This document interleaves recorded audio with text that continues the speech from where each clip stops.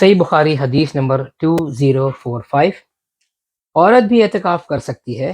آپ صلی اللہ علیہ وسلم کی ازواج مطہرات نے بھی اعتکاف فرمایا۔ آپ صلی اللہ علیہ وسلم کی زندگی میں اور آپ صلی اللہ علیہ وسلم کی زندگی کے بعد بھی آپ کی ازواج مطہرات اعتکاف کرتی رہیں، لیکن اس پر شرط ہے کہ وہ اعتکاف مسجد میں ہی ہوگا۔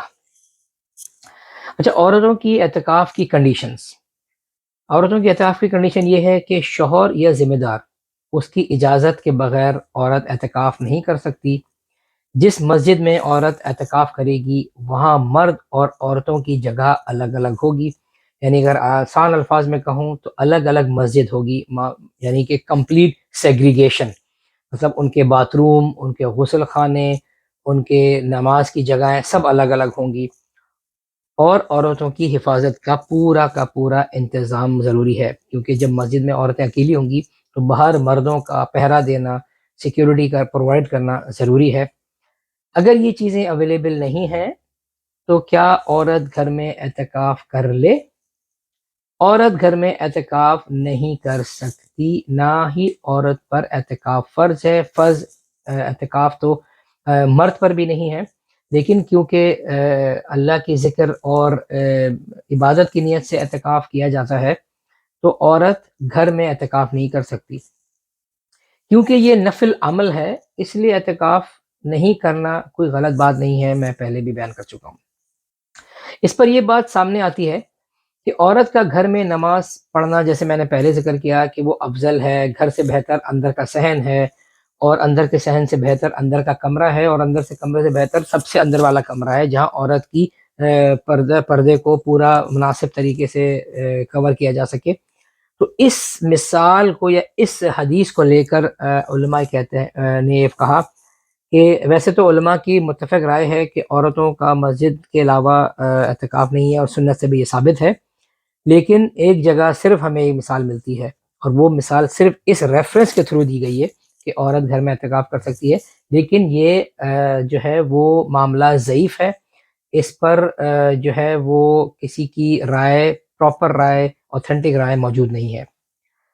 اچھا، سب سے آخر میں یہ بات آ گئی ہے کہ یہ دیکھ لیتے ہیں کہ جامع ترمذی کی حدیث نمبر 3545، آپ صلی اللہ علیہ وسلم نے فرمایا کہ لعنت ہو، ہلاکت ہو، خرابیت ہو جہنم، اس کا جو جگہ ہے، آخرت کی جگہ وہ جہنم ہو، اس شخص کے لیے جس کو رمضان ملے اور اس نے اس مہینے کو پا کر اپنے لیے مغفرت نہ مانگ سکا۔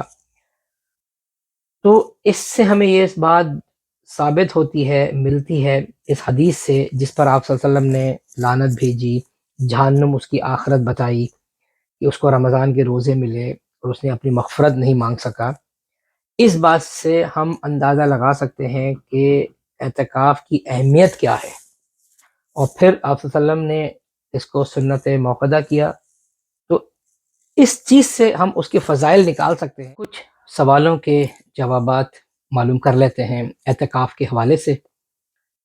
کسی صاحب نے سوال پوچھا ہے کہ کیا 3 دن کا اعتکاف کیا جا سکتا ہے؟ تو میں آپ لوگوں کو یہ بات بتا دوں کہ 1 دن کا اعتکاف حضرت عمر بن خطاب سے ثابت ہو گیا، 10 دن کا اور 20 دن کا اعتکاف آپ صلی اللہ علیہ وسلم کی زندگی سے ثابت ہو گیا، لیکن یہ کیونکہ ایک نفلی عمل ہے تو 3 دن کا بھی کیا جا سکتا ہے، لیکن اگر آپ رمضان میں 3 دن کا وہ کر رہے ہیں اعتکاف، تو میرے نزدیک یہ ہے کہ آپ پورے 10 دن کا کریں تاکہ آپ کو لیلۃ القدر کی رات ملنا نصیب ہو۔ پھر ایک اور شخص نے سوال کیا کہ کیا پورے محلے سے ایک بھی شخص اگر اعتکاف میں بیٹھ جائے تو پورے محلے کو فائدہ ہوتا ہے؟ ایسا ہم نے بچپن میں بہت سنا، تو ایسی کوئی سنت ثابت نہیں ہے کہ محلے سے کوئی ایک بندہ بیٹھ جائے، کیونکہ یہ نفلی عمل ہے، اس کو کرنے سے فائدہ ہے اور نہ کرنے سے کوئی نقصان نہیں ہے۔ کیا اعتکاف میں موبائل فون کا یوز کر سکتے ہیں؟ جی ہاں، کر سکتے ہیں، اگر شرعی ضرورت ہے اس کے لیے موبائل فون یوز کیا جا سکتا ہے۔ 1 دن کے اعتکاف کا طریقہ بتا دیں۔ سب سے پہلے نیت کرنی ہے، نیت کے لیے کوئی الفاظ کہنا ثابت نہیں ہے۔ مغرب کی نماز میں مسجد میں داخل ہو جائیں، اور پھر فجر تک مسجد میں ہی رہیں.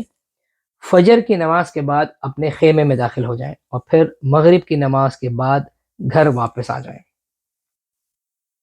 پھر ایک اور سوال کسی نے کیا ہے کہ قرآن کو کتنی بار ختم کرنا ہے رمضان میں؟